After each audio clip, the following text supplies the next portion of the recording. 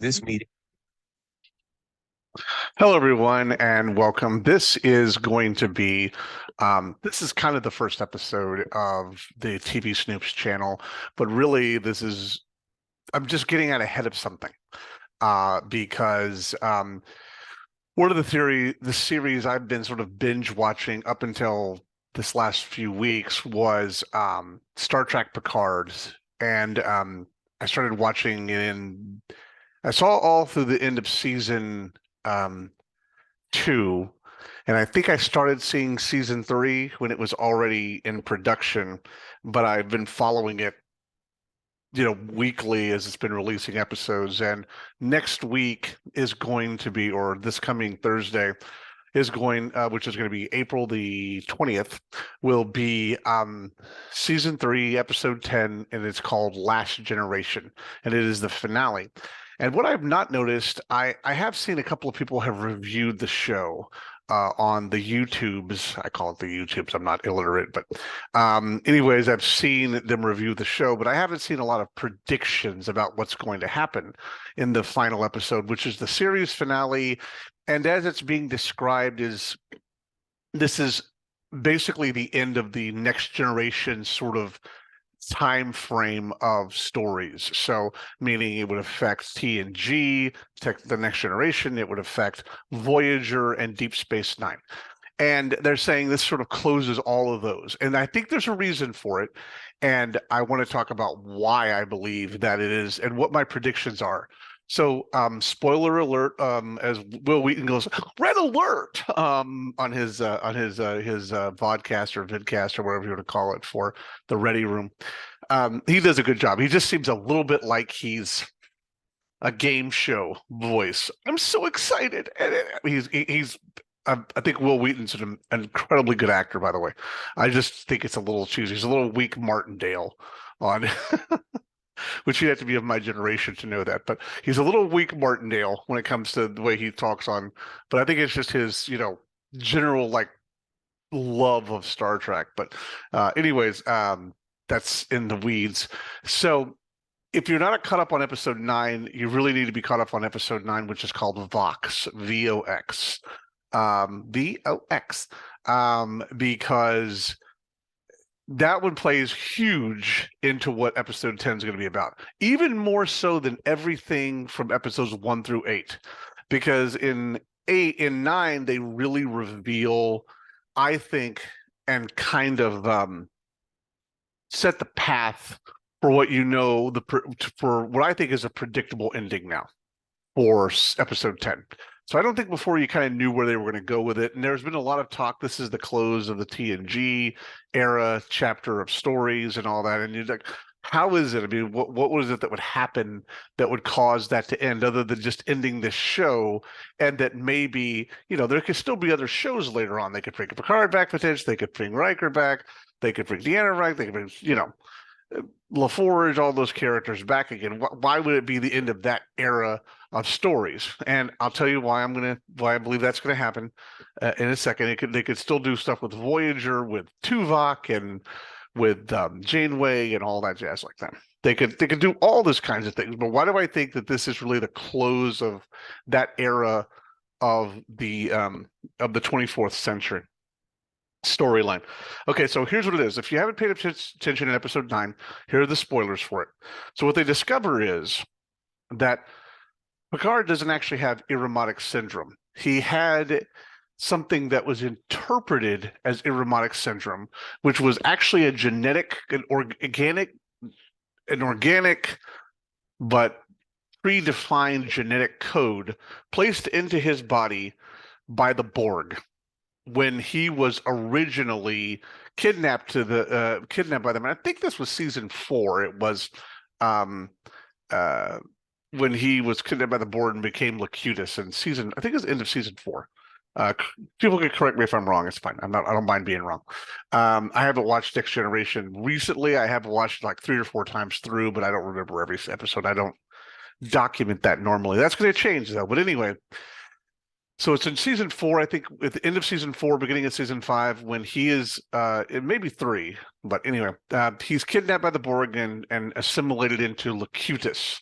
So they discovered that a genetic code was put into his body. In addition to the assimilation with, man and machine, they also put a genetic code inside of Locutus as well. And I think the way the storyline is going is they did it as a backup, just in case that something happened and he got away, or they were always planning to let him escape and rejoin his crew. They just kind of made it look like they were going to do it. This is kind of, rewriting history, essentially. So a genetic code was placed into his DNA by the Borg, and by the Borg. And so it essentially meant that he was never completely away from the Borg over the course of the next number of years while he was gone. So you could still hear their voices a little bit. He was still sort of connected to the hive, which they kind of play that off as though he could still hear the hive and stuff like that. And he was still connected to them.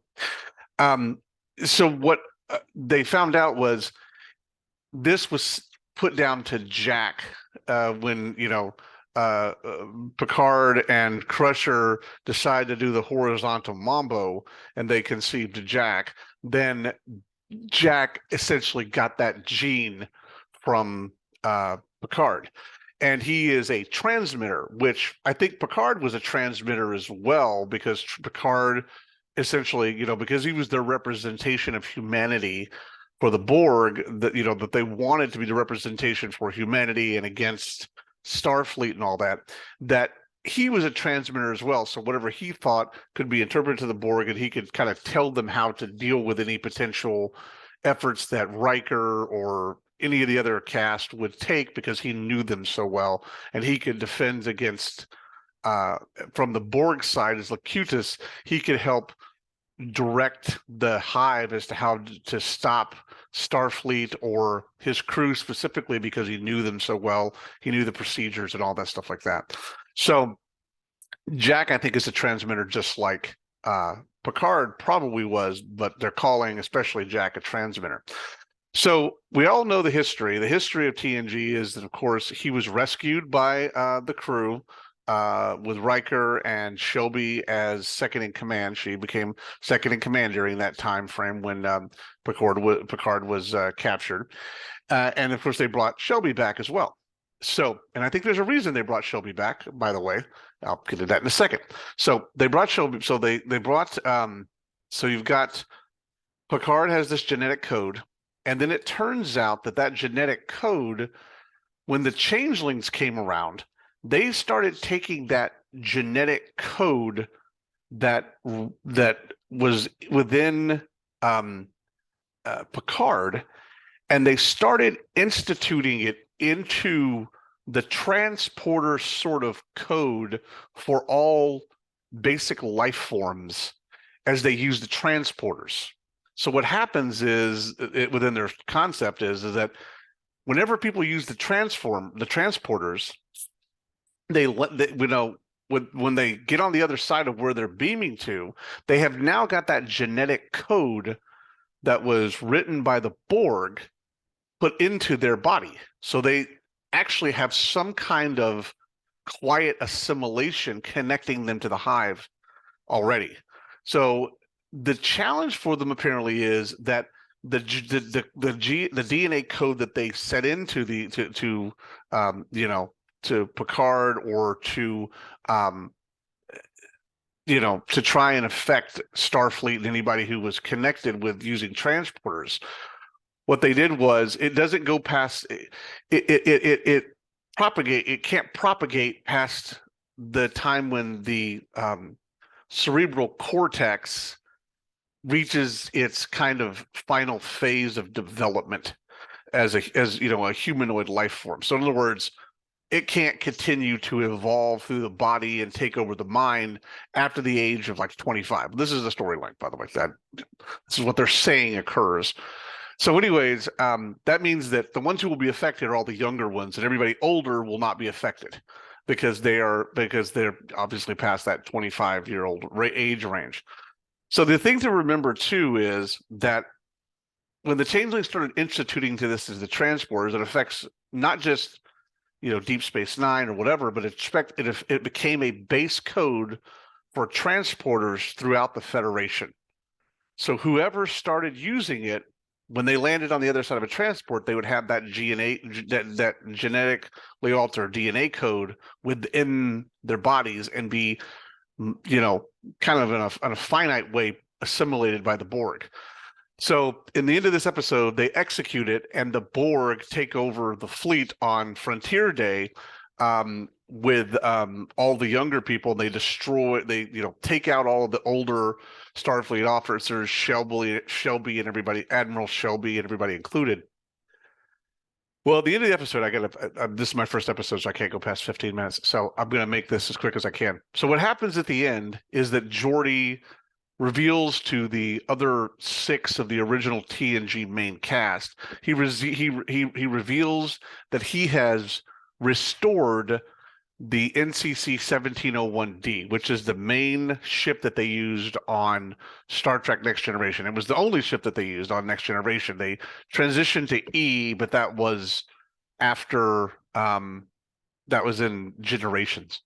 So throughout the series, they used NCC 1701D, and that's the ship that he restores. So now it's not connected to the latest Federation technology, so they can kind of go without being connected or controlled by the Federation in the same way, because it's kind of an outlier, right?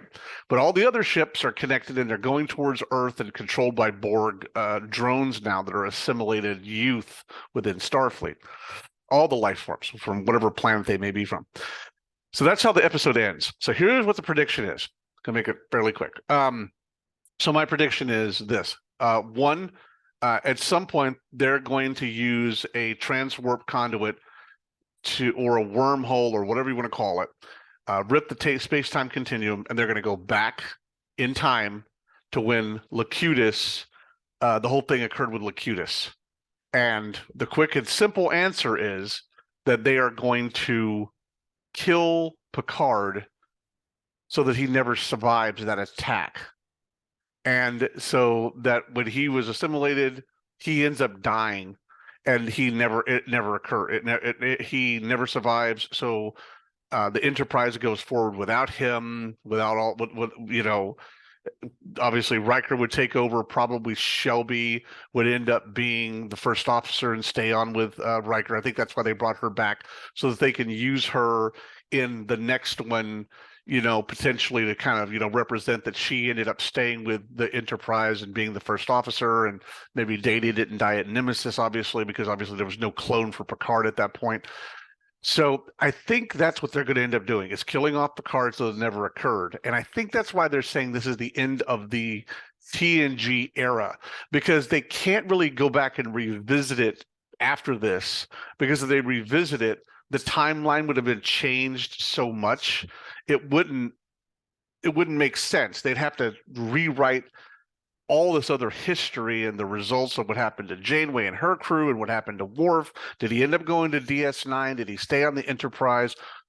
All these things would have to be rewritten. So instead of rewriting history, they're just going to close the era of TNG and alter it by essentially having Picard be killed off during the original Borg attack in I think it was season 3 or 4 of the original Next Generation series.